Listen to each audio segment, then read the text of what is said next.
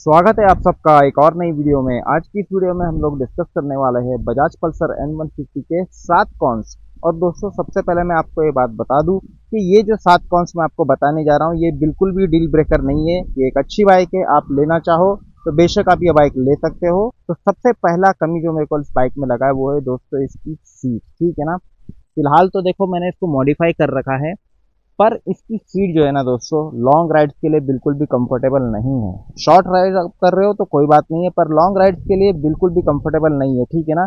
ये पतला होने की वजह से दोस्तों ना आपके जो पैर में है ना पीछे की साइड में मतलब जांग की तरफ आपको पेन सा महसूस होता है, ठीक है ना। तो इसमें आपको हो सकता है थोड़ा कुशन ऐड करना हो और इसको चौड़ा करे तब ये कंफर्टेबल बन सकती है। बेशक मॉडिफाई करो तो बन जाएगी कंफर्टेबल, पर जो कंपनी देती है ना दोस्तों वो बिल्कुल भी कंफर्टेबल नहीं होती है। अब नंबर 2 पर आता है दोस्तों यहाँ पर हमारा हेडलाइट ऑन ऑफ स्विच।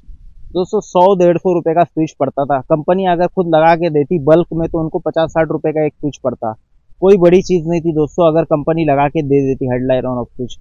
ये मतलब आप दिन में भी देख लो, भरी धूप में भी देख लो, ये लाइट ऑन ही रहता है हमेशा इसका प्रोजेक्टर लैम्प। तो वो चीज की कमी मेरे को लगी, इसमें एक हेडलाइट ऑन ऑफ स्विच होना ही चाहिए था दोस्तों, जैसे N160 में दिया है।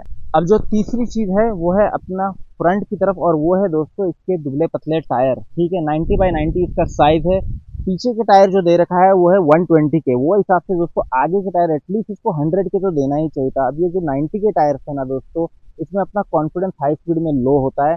दूसरी बात दिखने में भी बड़ी मतलब दुबली पतली लगती है आगे से गाड़ी, तो इसको एटलीस्ट 100 के टायर्स देना चाहिए था। तो वो एक कमी मेरे को लगी। और अपनी चौथी जो कमी है वो भी आगे की ही तरफ मैं आपको बता दे रहा हूँ, वो है अपने फ्रंट के टेलीस्कोपिक फोक्स जो कि है 31 mm के।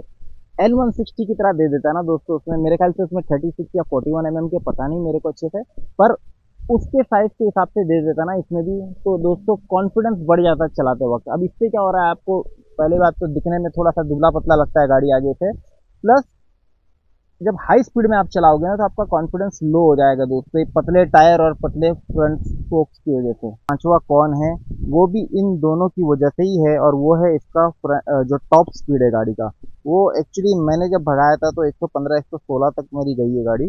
पर अगर ये चीज अगर मोटी होती ना, ये टायर मोटा होता और जो फ्रंट के टेलीस्कोपिक फोक्स अगर मोटे होते ना, तो इंसान का कॉन्फिडेंस बढ़ जाता है भगाने में, ठीक है ना।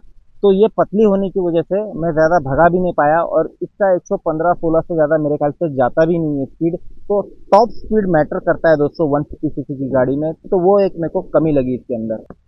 अब आते हैं दोस्तों इसके छठे कमी के ऊपर, और जो कि है इसका ग्राउंड क्लियरेंस। दोस्तों इसका ग्राउंड क्लियरेंस है 165 mm। अब वो यहाँ से लेके यहाँ तक है या यहाँ से लेके यहाँ तक है वो मैं नहीं जानता, पर 165 mm का ग्राउंड क्लियरेंस है।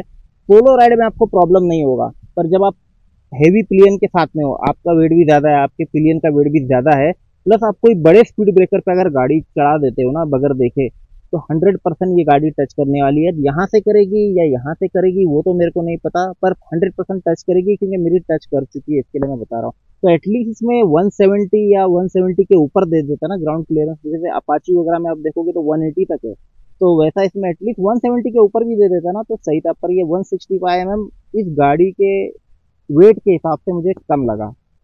अब दोस्तों बात करेंगे इसके लास्ट और आखिरी कॉन की, ठीक है ना। तो वो चीज है दोस्तों ये गाड़ी का टिल्ट हो जाना।